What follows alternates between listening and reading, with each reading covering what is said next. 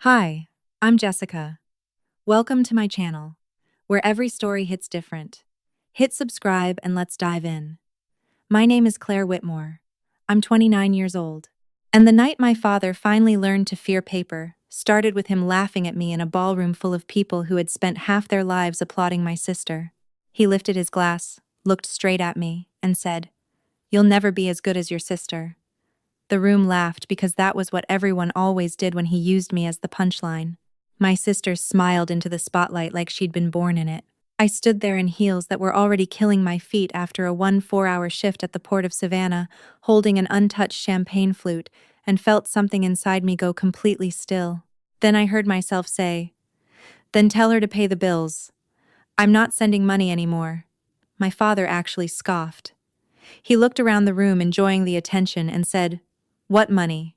We never received a single dollar from you." That was the moment the laughter stopped sounding humiliating and started sounding temporary, because he thought I would argue, and he thought I would cry. He thought I would do what I had done my entire life, swallow the insult to protect the family and let him walk away with the last word. I did not. I just looked at him, looked at my sister, and pictured the locked file on my laptop with every transfer, every invoice, every emergency payment, and every lie. I grew up in Savannah, in a family that treated reputation like religion. My father, Richard Whitmore, ran Whitmore Marine Supply, a business old boat captains and yacht owners had trusted for decades. My mother, Elaine, curated charity luncheons, holiday tours, and every polished social ritual that made people say our family had class. My younger sister Audrey was their masterpiece. She was beautiful in that effortless television-ready way that made strangers trust her instantly. By 26, she was already the bright face on local morning segments, ribbon cuttings, and fundraising campaigns. I was the other one, the dependable one, the one who worked in freight audit for a shipping company at the port, stayed late, caught errors, cleaned messes, and knew exactly how expensive appearances really were. My father loved telling people Audrey had charm and I had a practical streak, which sounded harmless until you heard the way the room always softened for her and tightened for me. What nobody knew was that Whitmore Marine Supply should have folded 3 years earlier. One customs penalty during a bad quarter became one warehouse insurance increase, then one payroll gap my father swore would fix itself, then another, then another. The first time he called me, it sounded temporary. "Claire, sweetheart, I just need help moving some numbers until Monday."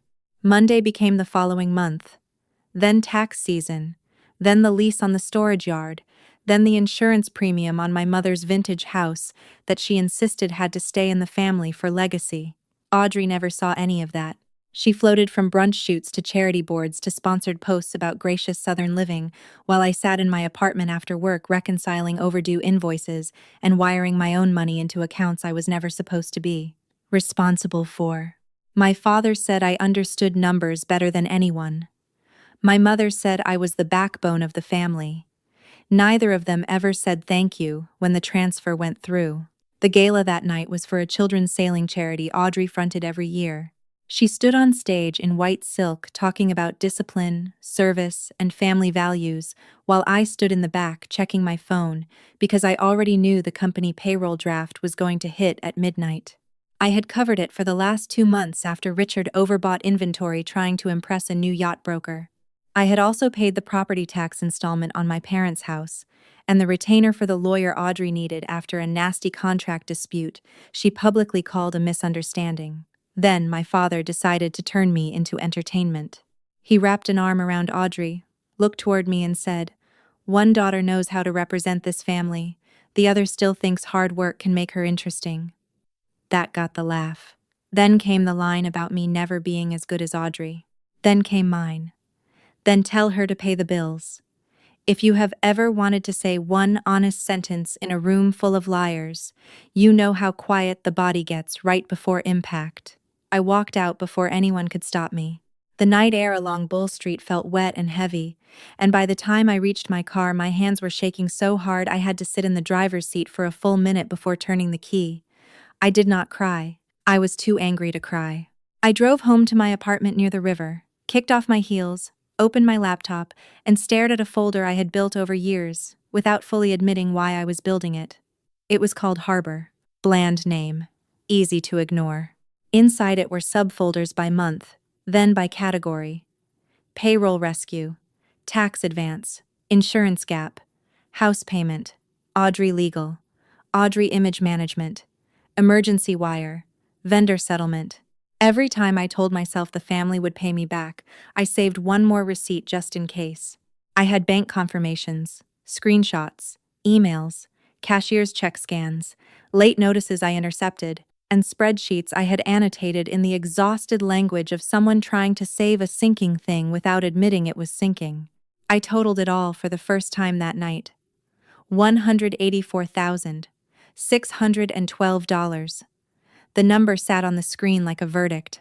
I called Ethan Cole, an old coworker from my first job in logistics, the one person I trusted to look at ugly numbers without flinching. He answered half asleep, heard my voice, and said, "What happened?" I told him everything. The gala, the insult, the denial, the room full of people laughing while my father erased years of transfers with one sentence. Ethan did not waste time pretending this was fixable with a calm conversation. "Print everything," he said, "and stop one thing tonight. Not tomorrow. Tonight." I knew what he meant. If I waited until morning, I would lose my nerve, and they would smell it. So I logged into the corporate payroll bridge I had personally covered with my own emergency account, removed my backup authorization, and let the next scheduled draft return to the business account where it belonged. Then I turned off the automatic transfer I had set up for my parents' house tax reserve, then the quarterly marine insurance installment I had been fronting. I did not touch anything illegally. I did not steal. I just removed the invisible net I had stretched beneath all of them. At 2 a.m, with my printer humming and paper stacking across my dining table, I realized the real betrayal was not just that my father mocked me. It was that he mocked me while standing on money I had sent. He humiliated me from a stage built with my labor. Audrey's gown, the floral sponsorship dinner she bragged about, the polished smile my mother wore while pretending we were thriving, every bit of it existed because I kept covering the rot. By 4, Ethan was at my apartment in jeans and a wrinkled Henley, helping me organize the binder by category and date. He looked at the first page summary and actually whistled. "That is the terrifying part," he said quietly. "Not because it is dramatic, because it is undeniable." He was right. Rage can be argued with. Tears can be dismissed. A clean ledger with signatures, dates, and transfer IDs is what makes liars panic. Before sunrise, my father texted me. One line. "You embarrassed yourself tonight." I stared at it, then typed back. "No, I stopped protecting you." That morning, for the first time in years, I went to work without checking whether my family had enough cash to survive the week.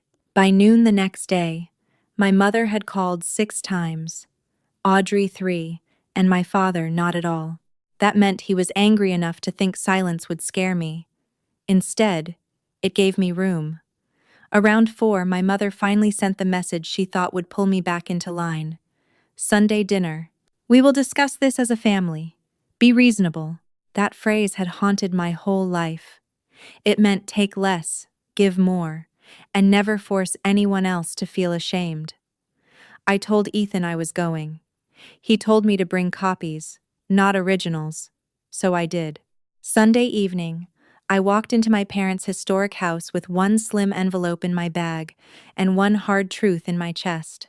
The dining room looked exactly like it always had, silver polished, candles lit, my mother's best china glowing in warm light like the room itself had never heard a raised voice. Audrey was already there in a cream dress, looking soft and wounded for effect. My father sat at the head of the table with the stiff posture he used whenever he planned to punish someone politely. He started before the salad plates were cleared. "You created a scene at a public event," he said. "You owe your sister an apology."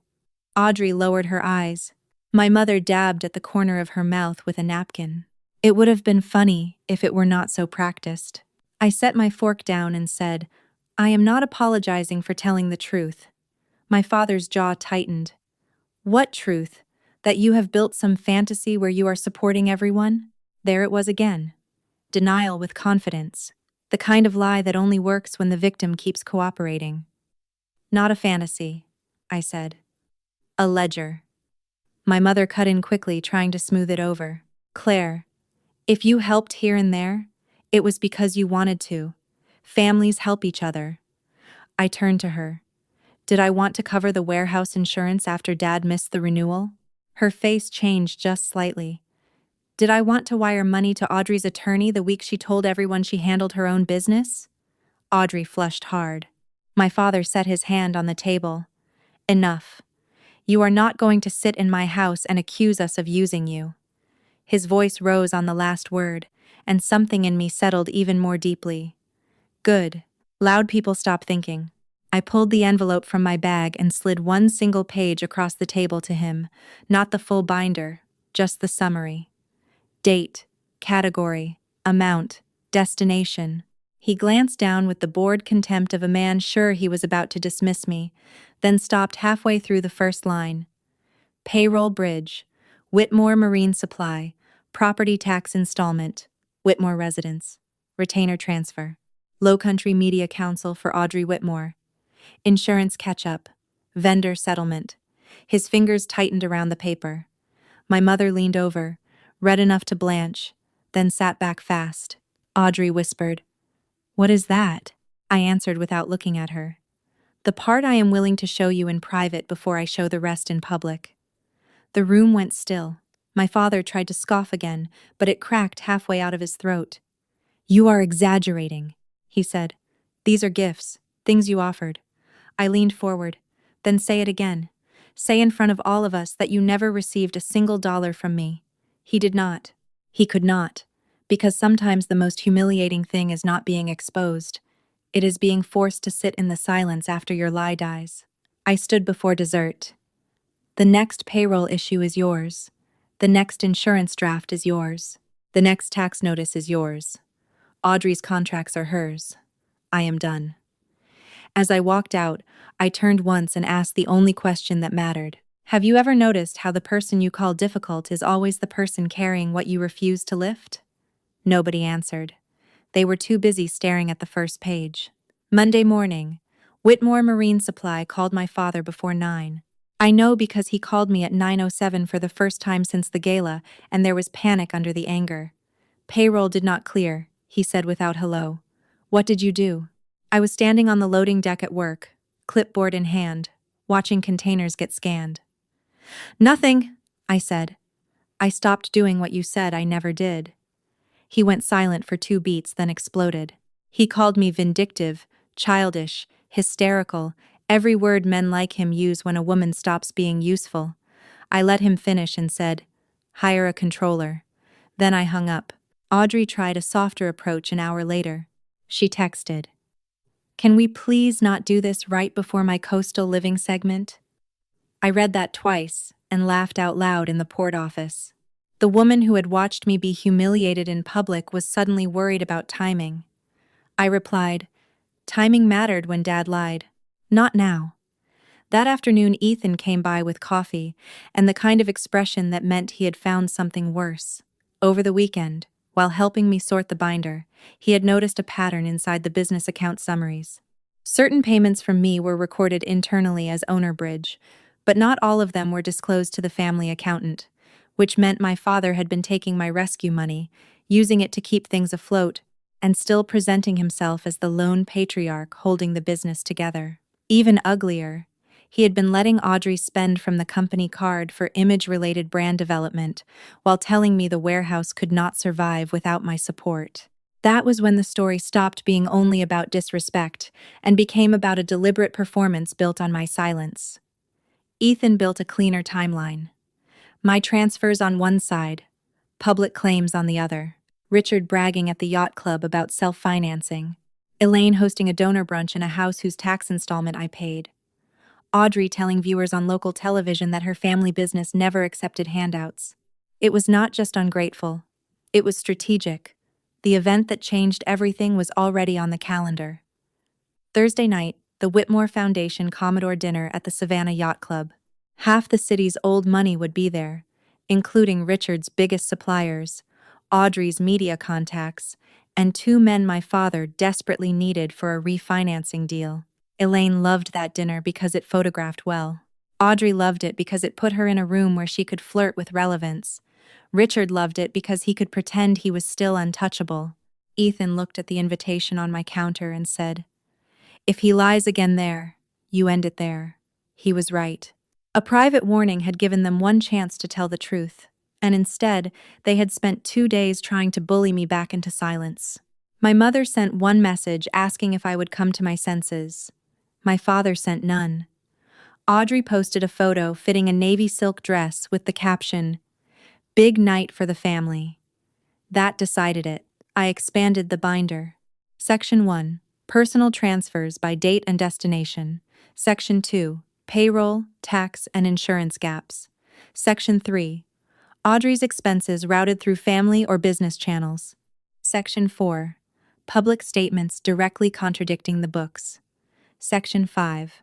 Formal notice of my withdrawal from further support. The first page alone was enough to drain the color from a face. The rest was a slow collapse. I had it printed at a litigation support center across town because my apartment printer would have died trying.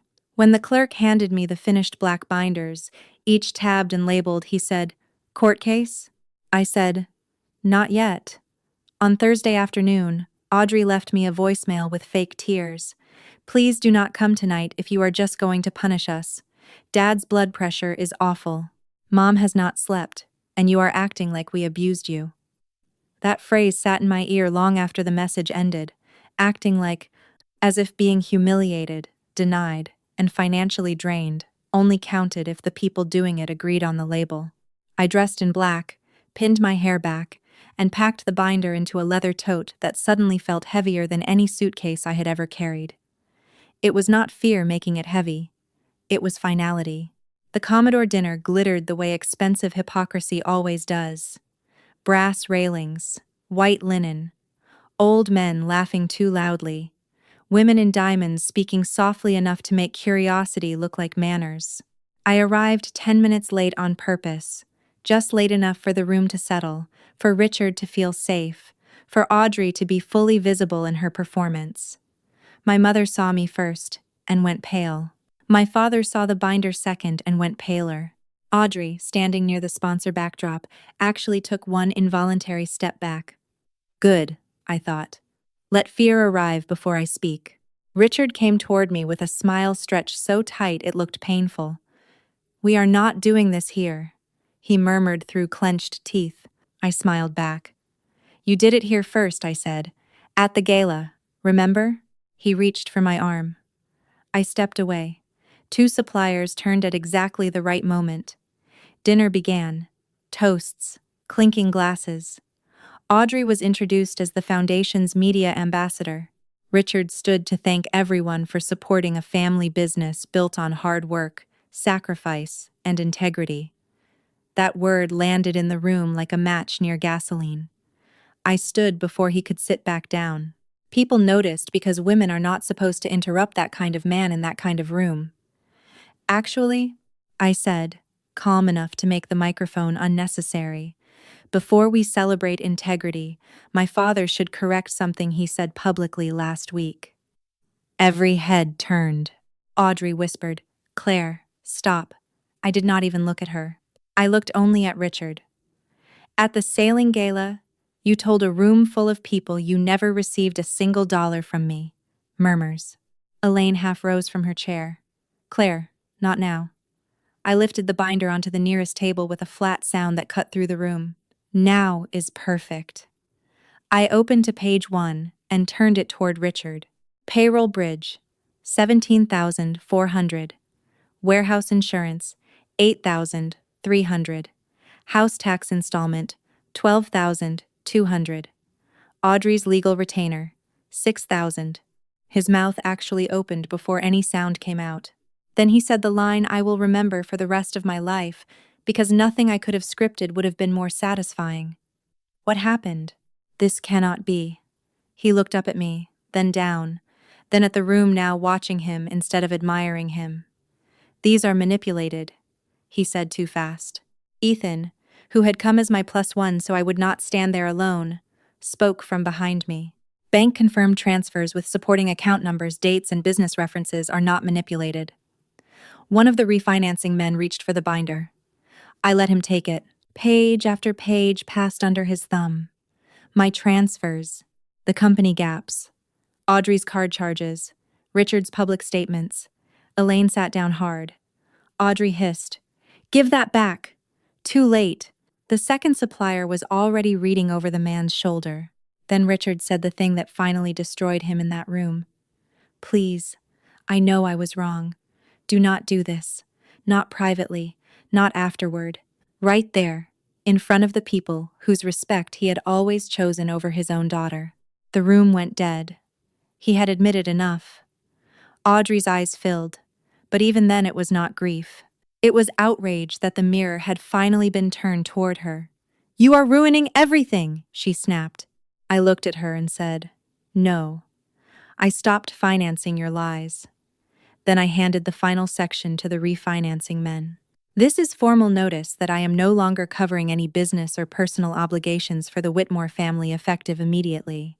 Anything represented to you as owner-backed liquidity was mine, not theirs."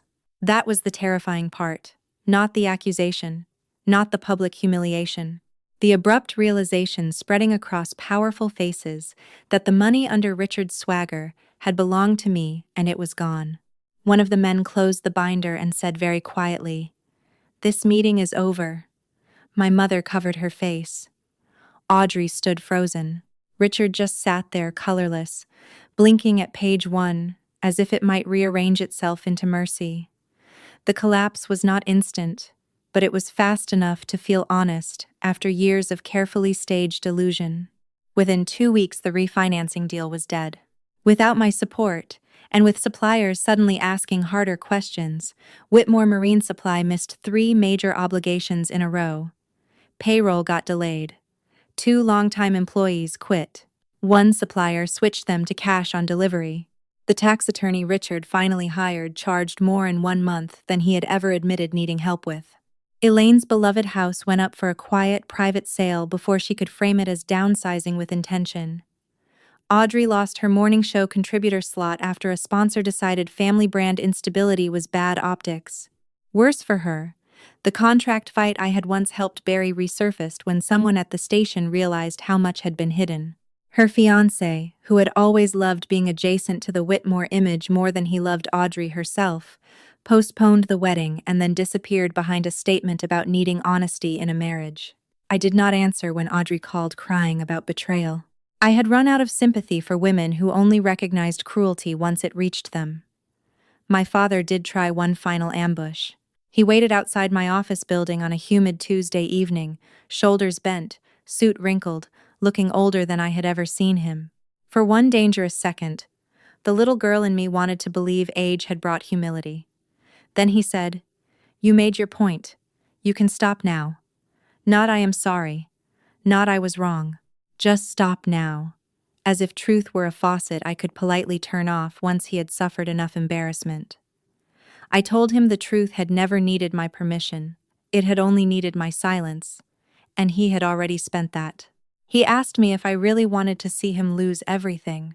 I said, "You should have asked yourself that before you built everything on me," and laughed while doing it. He looked like I had hit him, maybe because accuracy was the one thing he never thought I would weaponize. 6 months later, Whitmore Marine Supply no longer belonged to the Whitmores. The inventory was liquidated. The warehouse lease was gone. The sign came down before sunrise one Monday so fewer people would talk. Of course they still talked. Savannah runs on polished gossip. People said Richard had overextended. They said Elaine had lived above her means.